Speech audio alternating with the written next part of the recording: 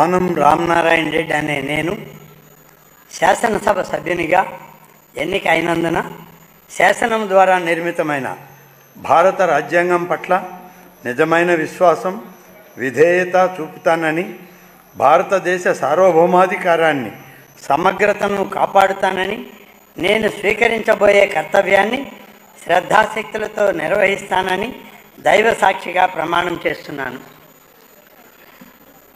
ఆంధ్రప్రదేశ్ శాసనసభ సభ్యుడైన ఆనం రామనారాయణ రెడ్డి అనే నేను సభ నియమాలకు కట్టుబడి ఉంటానని, వాటిని అనుసరిస్తానని, సభ మర్యాదలను పాటిస్తానని, సాంప్రదాయాలను గౌరవిస్తానని దైవ సాక్షిగా ప్రమాణం చేస్తున్నాను.